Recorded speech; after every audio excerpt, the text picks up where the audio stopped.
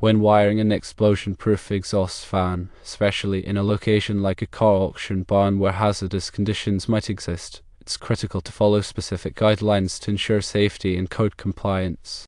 This involves careful consideration of seal-offs, disconnects, and the transition back to ENT conduit. Firstly, you must seal off all conduit entries into the fan with explosion-proof seals. These seals prevent the propagation of flames or explosions from within the electrical system to the surrounding hazardous environment. Use threaded hubs or threaded adapters in conjunction with the seals on all conduit entries to ensure a secure and explosion-proof connection. Additionally, if the fan has a grounding lug, it too must be sealed off with a grounding seal to maintain the integrity of the explosion-proof system. Secondly, consider the disconnects. Install a disconnect switch outside the hazardous area but still within sight of the fan. This allows for safe and convenient power shut-off for maintenance or emergencies. The disconnect switch itself must be explosion-proof and appropriately rated for the fan's electrical load, including voltage and amperage. It's imperative that the disconnect switch is interlocked with the fan's control circuit. This interlock prevents the fan from starting inadvertently when the switch is in the off position, adding another layer of safety. Thirdly, when transitioning back to ENT, metallic tubing, conduit, you need to seal off the conduit where it exits the hazardous area with an explosion-proof seal. This seal prevents any potential hazards from traveling back through the conduit system. Utilize an explosion-proof adapter or threaded hub to connect the conduit securely to the ENT. On the ENT side of the adapter, use a lock nut and seal to ensure a tight and reliable connection. Regarding the placement of seal-offs and disconnects, the disconnect switch must be strategically positioned outside the hazardous area, ideally at a distance of not less than 5 feet from the fan. This ensures that personnel can safely operate the switch without being exposed to the hazardous environment. The conduit seal-offs, on the other hand, should be installed as close to the fan as physically possible. This minimizes the volume of the conduit system within the hazardous area. It's also crucial that the conduit seal-offs remain accessible for inspection and maintenance. This accessibility allows for periodic checks to ensure that the seals are in good condition and functioning properly. In addition to these core requirements, there are several additional considerations to keep in mind. Use explosion-proof wire and wire connections throughout the entire circuit. This wire is specifically designed to withstand the rigors of hazardous environments and prevent the ignition of flammable substances. Ensure that all wiring is properly supported and protected from physical damage. This can be achieved through the use of appropriate conduit supports, clamps, and other protective measures. Properly grounding the fan and all metal components in accordance with National Electrical Code (NEC) requirements is paramount. Grounding provides a path for fault currents to safely flow back to the source, minimizing the risk of electrical shock and fire. Finally, it's highly recommended to have the entire installation inspected and approved by a qualified electrician who is experienced in working with explosion-proof equipment and hazardous locations.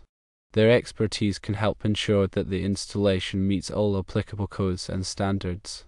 Remember that working with explosion-proof equipment and hazardous locations requires specialized knowledge and training. If you're not comfortable or familiar with these types of installations, it's always best to consult with a qualified professional. Seal-offs are a critical component in explosion-proof electrical systems, designed to prevent the passage of gases, vapors, or flames through a conduit system in hazardous locations. They are typically installed in conduit runs that connect enclosures containing arcing, sparking, or high-temperature components to prevent explosions from propagating to other areas. Seal fittings are explosion-proof enclosures designed to accommodate a sealing compound that, when properly installed, creates a barrier within the conduit. The sealing compound is typically a resin-based material that is mixed and poured into the seal fitting, hardening to form a solid, gas-tight seal. The National Electrical Code (NEC) outlines specific requirements for the installation of seal-offs in hazardous locations. Firstly, seal-offs are required in each conduit run entering an explosion-proof enclosure containing devices that produce arcs, sparks, or high temperatures. This includes devices such as switches, circuit breakers, relays, and lighting fixtures. The purpose of these seal-offs is to contain any explosion that might occur within the enclosure and prevent it from spreading to other areas. Secondly, seal-offs are required in any conduit run that is 2 inches or larger in trade size, leaving a Class 1, Division 1 or Division 2 hazardous location. This requirement is intended to limit the volume of flammable gases or vapors that can accumulate within the conduit system. Thirdly, seal-offs must be installed within 18 inches of an enclosure containing arcing, sparking, or high-temperature devices. This close proximity ensures that the seal-off will effectively contain any explosion that might occur. Fourthly, seal-offs must be accessible after installation for inspection and maintenance. This means that they cannot be buried behind walls or ceilings or otherwise obstructed. Fifthly, seal-offs must be installed in accordance with the manufacturer's instructions. This includes using the correct sealing compound, properly mixing the compound, and allowing it to cure completely before energizing the circuit. The proper installation of seal-offs is critical to the safety of personnel and equipment in hazardous locations. Failure to install seal-offs correctly can result in explosions, fires, and other serious accidents. In addition to the requirements outlined in the National Electrical Code, NEC, there are also several other factors to consider when installing seal-offs. Firstly, the type of hazardous location must be considered. There are different types of hazardous locations, each with its own specific requirements for seal-off installations. For example, Class 1 locations are those in which flammable gases or vapors are present, while Class 2 locations are those in which combustible dusts are present. Secondly, the specific gases or vapors present in the hazardous location must be considered. Different gases and vapors have different ignition temperatures and explosion pressures, so the seal-off must be rated for the specific hazards present. Thirdly, the ambient temperature of the hazardous location must be considered. High ambient temperatures can affect the performance of the sealing compound, so the seal-off must be rated for the expected temperature range. Fourthly, the presence of any corrosive substances in the hazardous location must be considered. Corrosive substances can damage the seal-off and compromise its effectiveness, so the seal-off must be made of a corrosion-resistant material. The selection of the appropriate seal-off for a particular application is critical to ensuring its proper function. Factors to consider include the conduit size, the type of hazardous location, the gases or vapors present, the ambient temperature, and the presence of corrosive substances.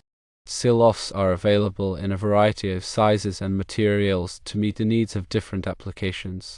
Common materials include cast iron, aluminum, and stainless steel. The sealing compound used in seal-offs is typically a 2-part epoxy resin that is mixed together and poured into the seal fitting. The resin hardens to form a solid, gas-tight seal that prevents the passage of gases, vapors, or flames. The sealing compound must be compatible with the gases or vapors present in the hazardous location and must be able to withstand the expected temperature range. The installation of seal-offs requires careful attention to detail and adherence to the manufacturer's instructions. Firstly, the conduit must be properly prepared by cleaning and deburring the ends. Secondly, the seal fitting must be properly installed in the conduit, ensuring that it is tight and secure. Thirdly, the sealing compound must be properly mixed and poured into the seal fitting, filling it completely. Fourthly, the sealing compound must be allowed to cure completely before energizing the circuit. After installation, seal-offs should be inspected regularly to ensure that they are in good condition and functioning properly. Inspection should include checking for cracks, leaks, or other damage to the seal fitting or the sealing compound. If any damage is found, the seal-off should be replaced immediately. Disconnect switches are essential safety devices in electrical systems, providing a means to quickly and safely de-energize a circuit for maintenance, repair, or in emergency situations. They are designed to interrupt the flow of electrical current and isolate equipment from the power source, protecting personnel from electrical shock and preventing damage to equipment. The National Electrical Code, NEC, requires the installation of disconnect switches in various locations throughout an electrical system. Firstly, a disconnect switch is required for each motor rated at more than 1/8 horsepower. The disconnect switch must be located within sight of the motor and must be readily accessible. Secondly, a disconnect switch is required for each appliance rated at more than 300 volt amps or 1/8 horsepower. The disconnect switch must be located within sight of the appliance and must be readily accessible.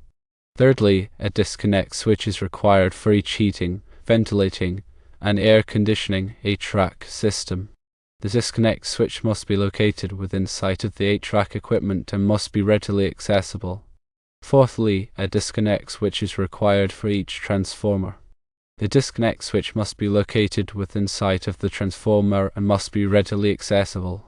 Fifthly, a disconnect switch is required for each service entrance. The disconnect switch must be located at the service entrance and must be readily accessible. Disconnect switches are available in a variety of types and sizes to meet the needs of different applications. Firstly, there are fusible disconnect switches, which incorporate fuses to provide overcurrent protection for the circuit. Secondly, there are non-fusible disconnect switches, which do not have fuses and are used primarily for isolation purposes. Thirdly, there are enclosed disconnect switches, which are mounted in a metal enclosure to protect them from the environment.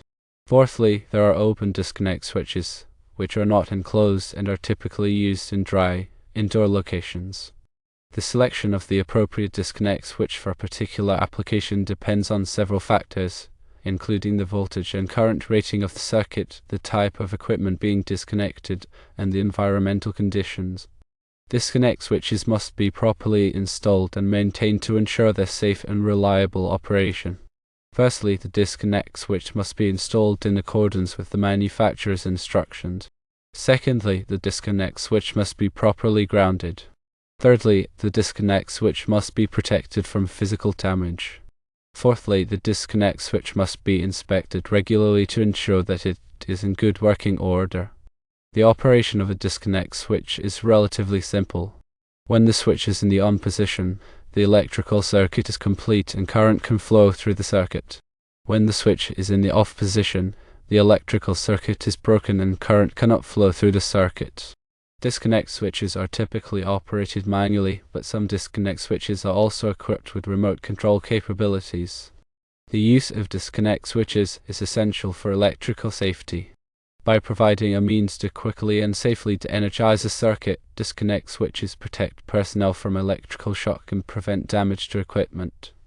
The National Electrical Code, NEC, provides specific guidelines for the selection, installation, and maintenance of disconnect switches. These guidelines are designed to ensure the safe and reliable operation of disconnect switches in all types of electrical systems. In addition to the requirements outlined in the National Electrical Code, NEC, there are also several other factors to consider when selecting and installing disconnect switches. Firstly, the interrupting rating of the disconnect switch must be sufficient to handle the available fault current at the installation location. Fault current is the amount of current that would flow in the event of a short circuit or other electrical fault.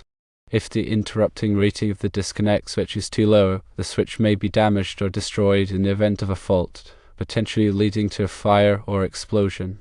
Secondly, the voltage rating of the disconnect switch must be equal to or greater than the voltage of the circuit being disconnected.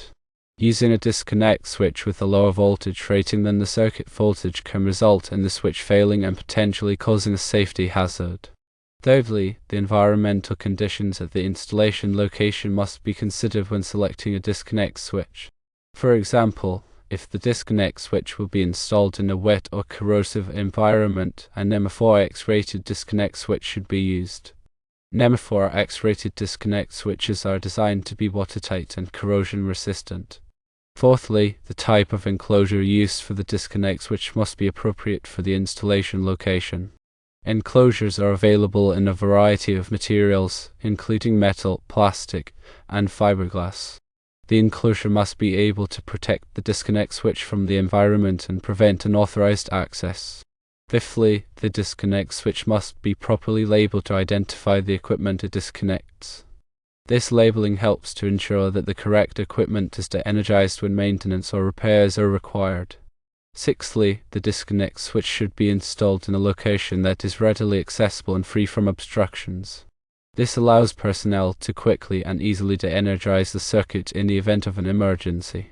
Seventhly, the disconnect switch should be inspected regularly to ensure that it is in good working order.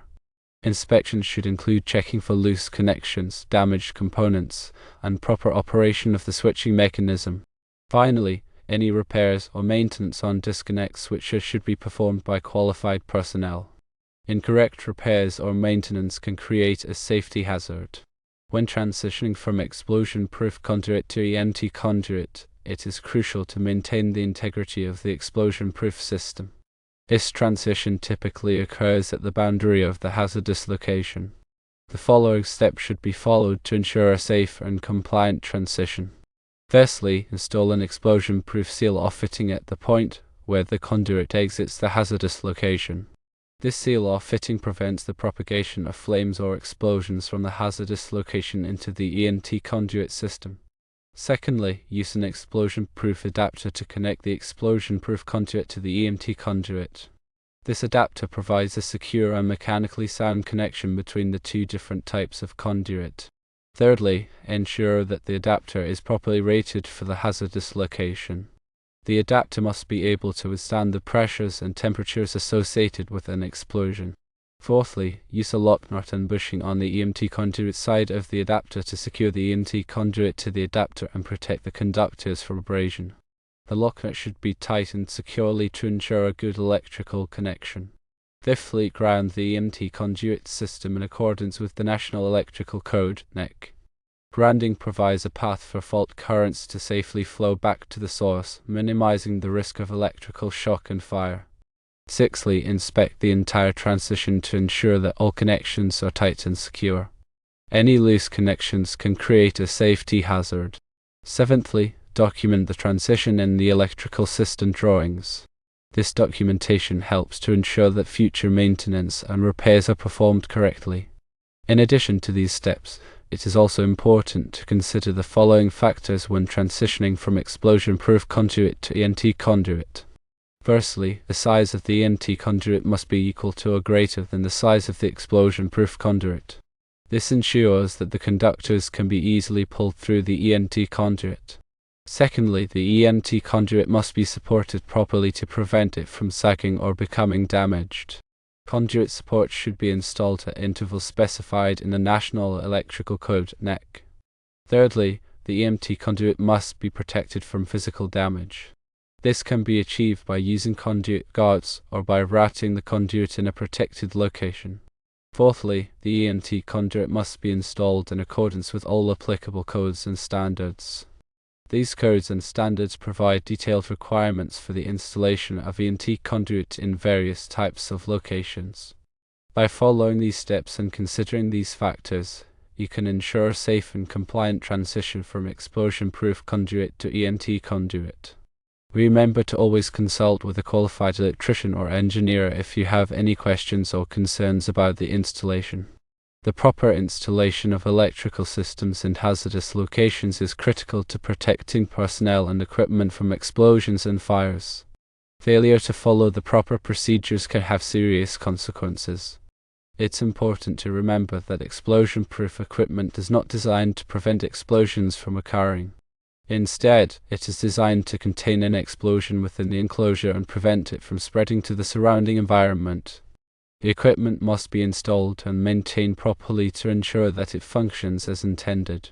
The National Electrical Code, NEC, provides detailed requirements for the installation of electrical equipment in hazardous locations. These requirements are based on the type of hazardous location, the gases or vapors present, and the equipment being installed. It's essential to consult the NEC and follow all applicable requirements when working in hazardous locations. In addition to the NEC, there may be local codes and standards that also apply. It's important to check with the local authorities to determine what requirements must be followed.